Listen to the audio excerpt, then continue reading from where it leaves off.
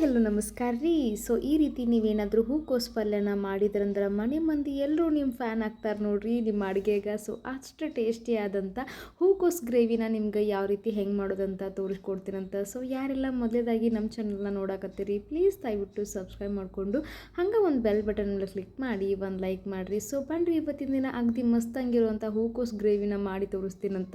So ಮೊದಲೇದಾಗಿ ನಾನಿಲ್ಲಿ ಒಂದು ಹೂಕೋಸನ್ನ ಕಟ್ ಮಾಡಿ ಇಟ್ಕೊಂಡಿದ್ದೀನಿ ನೋಡ್ರಿ. ಸೊ ನೋಡತ್ತಿರಲ್ಲ ಈ ರೀತಿ. ಸೊ ಮೊದಲೇ ನಾನು ಕಟ್ ಮಾಡಿ ಇಟ್ಕೊಂಡು ಉಪ್ಪು ನೀರಲ್ಲಿ ಒಂದು ಅರ್ಧ ತಾಸು ನೆನೆ ಹಾಕಿ ಇಟ್ಕೊಂಡಿದ್ದೆ.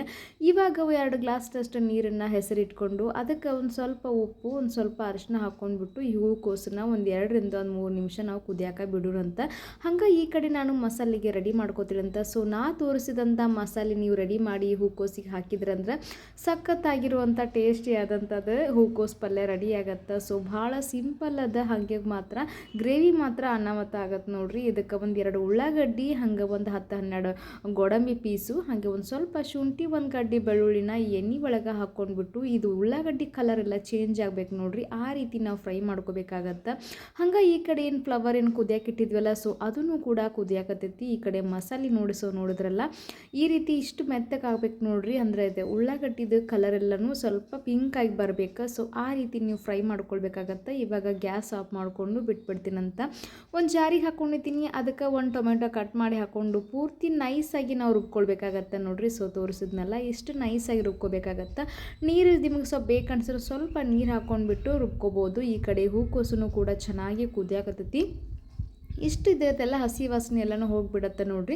ಸೊ ಇವಾಗ ಇದನ್ನು ತಗೊಳ್ತೀನಂತ ಒಂದು ಪ್ಲೇಟ್ಗೆ ನಾವು ತಗೊಂಡ್ಬಿಡೋಣಂತ. ಸೊ ಅದ ಬಾಳ್ಗಿ ಒಳಗೆ ನಾನು 1 ಚಮಚದಷ್ಟು ಎಣ್ಣೆನ ಹಾಕ್ಕೊಂಡ್ಬಿಟ್ಟು ಅದಕ್ಕೆ 1 ಚಮಚದಷ್ಟು ಖಾರದ ಪುಡಿ ಹಾಕ್ಕೊಂಡು ಈ ಹೂಕೋಸನ್ನ ಏನು ಕುದಿಸಿಟ್ಕೊಂಡಿದ್ವಲ್ರಿ ಸೊ ಫ್ಲವರನ್ನು ಅದರೊಳಗಡೆ ಹಾಕ್ಕೊಂಡ್ಬಿಟ್ಟು ಒಂದು ಸ್ವಲ್ಪ ನಾವು ಇದನ್ನು ಫ್ರೈ ಮಾಡ್ಕೊಳ್ಬೇಕಾಗತ್ತೆ ನೋಡ್ರಿ. ಒಂದು ಸ್ವಲ್ಪ ಈ ಫ್ಲವರ್ನ ಸ್ವಲ್ಪ ಫ್ರೈ ಮಾಡ್ಕೊಂಡ್ವಿ ಅಂತಂದ್ರೆ ತುಂಬ ಟೇಸ್ಟಾಗಿ ಬರುತ್ತೆ, ಸ್ವಲ್ಪ ಟೇಸ್ಟ್ ಜಾಸ್ತಿ ಅನಿಸುತ್ತೆ. ಸೊ ಹಾಗಾಗಿ ಇವಾಗ ಒಗ್ಗರಣೆಗೆ ನಾನು ಒಂದು 4 ಚಮಚದಷ್ಟು ಎಣ್ಣೆನ ಹಾಕ್ಕೊಂಡಿದ್ದೀನಿ, 1-2 ಪಲಾವ್ ಎಲೆ, ಹಾಗೆ ಒಂದು ಸ್ವಲ್ಪ ಚಕ್ಕೆ, 1-2 ಏಲಕ್ಕಿನ ಹಾಕ್ಕೊಳಕತ್ತೀನಿ. ಸೊ ಬೇಕಂದ್ರೆ ಜೀರಿಗೆ ಅದೆಲ್ಲ ಇದ್ರೊಳಗಡೆ ಹಾಕೋಬೋದು ನೀವು.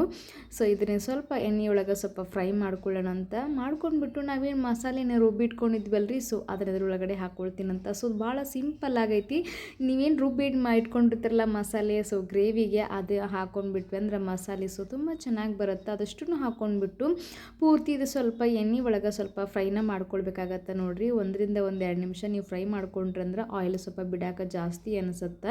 ಈಗ ಈ ರೀತಿ ಆಯಿಲ್ ಕುದಿವಾಗ ಅದಕ್ಕೆ 1 ಚಮಚದಷ್ಟು ಗರಂ ಮಸಾಲ, ಹಾಗೆ 1-2 ಚಮಚದಷ್ಟು ಧನಿಯಾ ಪುಡಿ, ಸ್ವಲ್ಪ ಕರಿಬೇವು ಸೊಪ್ಪು, ಹಾಗೆ ರುಚಿಗೆ ತಕ್ಕಷ್ಟು ಖಾರ ಹಾಕ್ಕೊಂಡಿದ್ದೀನಿ, ಉಪ್ಪು ಸ್ವಲ್ಪ ಎಲ್ಲನೂ ಹಾಕ್ಕೊಂಡ್ಬಿಟ್ಟು ಈ ರೀತಿ ಸ್ವಲ್ಪ ಆಯಿಲಲ್ಲಿ ಬಿಡಬೇಕು ನೋಡ್ರಿ. ಸೊ ಕಲರ್ ನೋಡ್ರಿ ಗೊತ್ತಾಗತ್ತೆ ನಿಮ್ಗೆ. ಹಂಗೆ ನಾವೇನು ಫ್ರೈ ಮಾಡಿ ಇಟ್ಕೊಂಡಿದ್ವಲ್ಲ ಫ್ಲವರು ಅದನ್ನು ಕೂಡ ಇದ್ರೊಳಗಡೆ ಹಾಕ್ಕೊಂಡ್ಬಿಟ್ಟು ಸ್ವಲ್ಪ ಚೆನ್ನಾಗಿ ನಾವು ಇದನ್ನು ಮಿಕ್ಸ್ ಮಾಡ್ಕೊಳ್ಬೇಕಾಗತ್ತೆ.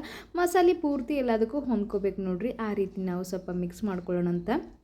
ಹಂಗೆ ಅದೇ ಜಾರಿಗೆ ನಾನು ಏನು ಮಸಾಲೆನ ರುಬ್ಬಿಟ್ಕೊಂಡಿದ್ವಲ್ಲ ಸೊ ಅದಕ್ಕೆ ಒಂದು ಸ್ವಲ್ಪ ನೀರು ಹಾಕ್ಕೊಂಡ್ಬಿಟ್ಟು ಸೊ ನಿಮ್ಗೆ ಗ್ರೇವಿ ಬೇಕಲ್ಲ ಸೊ ಹಾಗಾಗಿ ಗ್ರೇವಿ ನಿಮ್ಗೆ ಎಷ್ಟು ಬೇಕು ನೋಡಿರಿ ಸ್ವಲ್ಪ ನೀರಿನ ಪ್ರಮಾಣ ಸೊ ಅಷ್ಟು ನೋಡಿ ಸ್ವಲ್ಪ ಬೇಕಾಗತ್ತೆ. ಇವಾಗ ಇದಕ್ಕೆ ಸ್ವಲ್ಪ ಕಸೂರಿ ಮೆಂತ್ಯನ ಹಾಕ್ಕೊಳಕತ್ತೀನಿ. ಸೊ ಕಸೂರಿ ಮೆಂತ್ಯ ಹಾಕೋದ್ರಿಂದ ಅದು ಮೆಂತ್ಯದ ಎಸೆನ್ಸ್ ಏನಿರುತ್ತಲ್ಲ ಸೊ ಅದು ಫ್ಲೇವರ್ ಅದು ತುಂಬ ಚೆನ್ನಾಗಿ ಬರುತ್ತೆ. ಮೇಲ್ಗಡೆ ಒಂದು ಲಿಡ್ ನಾವು ಕ್ಲೋಸ್ ಮಾಡಿಬಿಟ್ಟು ಒಂದು 2 ರಿಂದ 3 ನಿಮಿಷ ನಾವು ಕುದಿಯಾಕ ಬಿಡೋಣಂತ. ಸೊ ಇವಾಗ ತೋರಿಸ್ತೀನಿ ನೋಡ್ರಿ. ಸೊ ತುಂಬ ಚೆನ್ನಾಗಿ ಕುದ್ದೈತಿ, ಹಾಗೆ ಕೂಡ ಗ್ರೇವಿನೂ ಕೂಡ ಸ್ವಲ್ಪ ತಿಕ್ಕಾಗಿ ಬಂದೈತಿ. ಸೊ ಕೊನೆಯದಾಗಿ ಲಾಸ್ಟಿಗೆ ಇದಕ್ಕೆ ಮೇಲ್ಗಡೆ ಒಂದು ಸ್ವಲ್ಪ ಕೊತ್ತಂಬರಿ ಸೊಪ್ಪನ್ನು ಹಾಕ್ಕೊಂಡು ಸ್ವಲ್ಪ ಇದನ್ನು ಮತ್ತೊಂದು ನಿಮಿಷ ಬಿಟ್ಬಿಡ್ತೀನಂತ. ಸೊ ಎಲ್ಲನೂ ಕೊತ್ತಂಬರಿದೆಲ್ಲ ಏನು ಸ್ಮೆಲ್ ಇರುತ್ತಲ್ಲ ಸೊ ತುಂಬ ಚೆನ್ನಾಗಿ ಬರುತ್ತೆ. ಈ ರೀತಿ ನೋಡಿರಿ ಸ್ವಲ್ಪ ಕೊನೆಯದಾಗಿ ನಾನು ಹೂಕೋಸು ಫ್ಲವರ್ದು ಗ್ರೇವಿ ರೆಡಿ ಆಗೈತಿ. ಸೊ ಸಖತ್ ಟೇಸ್ಟಿ ಆಗೈತಿ. ಇದು ರೊಟ್ಟಿ ಚಪಾತಿ ಅನ್ನಕ್ಕಂತೂ ಮಸ್ತ್ ಇರತ್ತೆ ನೋಡಿರಿ. ತುಂಬ ಸಿಂಪಲ್ಲಾಗಿ ಈಸಿಯಾಗಿ ಮಾಡಿಕೊಳ್ಳುವಂಥ ನಿಮ್ಗೆ ಹೂಕೋಸು ಗ್ರೇವಿನ ತೋರಿಸಿದ್ದೀನಿ. ಸೊ ಮತ್ತೆ ತಡ ಮಾಡ್ತೀರಿ ನೀವು ಮನೆ ಒಳಗಡೆ ಮಾಡಿ ನೋಡ್ರಿ. ಹಂಗೆ ಯಾರೆಲ್ಲ ಹೊಸಬ್ರು ನೋಡಾಕತ್ತೀರಿ ಪ್ಲೀಸ್ ನಮ್ಮ ದಯವಿಟ್ಟು ಚಾನಲ್ನ ಸಬ್ಸ್ಕ್ರೈಬ್ ಮಾಡಿಕೊಂಡು ಹಂಗೆ ಒಂದು ಬೆಲ್ ಬಟನ್ ಮೇಲೆ ಕ್ಲಿಕ್ ಮಾಡಿ ಒಂದು ಲೈಕ್ ಮಾಡಿರಿ. ಸೊ ಒಂದು ಬೌಲ್ಗೆ ನಾನು ಸರ್ವ್ ಮಾಡಿ ಹಾಕ್ಕೊಳಕತ್ತೀನಿ. ಸೊ ಈ ಗ್ರೇವಿ ನೀವು ಎಲ್ಲರ ಜೊತೆಗೂ ತಿನ್ಬೋದು ನೋಡ್ರಿ. ಸೊ ತುಂಬ ಈಸಿಯಾಗಿ ಸಿಂಪಲ್ಲಾಗಿ ತೋರಿಸ್ಕೊಟ್ಟಿದ್ದೀನಿ. ಸೊ ಮತ್ತು ಯಾವ ಥರ ನಿಮ್ಗೆ ರೆಸಿಪಿ ಬೇಕಂತ ನನಗೆ ಕಮೆಂಟ್ ಮಾಡಿರಿ. ಸೊ ಅದೇ ರೀತಿ ನಾನು ನಿಮ್ಗೆ ರೆಸಿಪಿನ ನಾನು ನಿಮ್ಗೆ ಶೇರ್ ಮಾಡ್ತೀನಂತ. ಸೊ ಮತ್ತು ಮುಂದಿನ ನಡೆದಲ್ಲಿ ಹೊಸ ರೆಸಿಪಿಯೊಂದಿಗೆ ನಾನು ಮತ್ತೆ ಸಿಗ್ತೀನಂತ್ರಿ. ಅಲ್ಲಿವರೆಗೂ ನೀವೇನು ಮಾಡಬೇಕಪ್ಪ ಅಂತಂದ್ರೆ ಮರಿದೇ ಈ ರೆಸಿಪಿನ ಒಮ್ಮೆ ಮನ್ಯಾಗ ಮಾಡಿ ನೋಡ್ರಿ.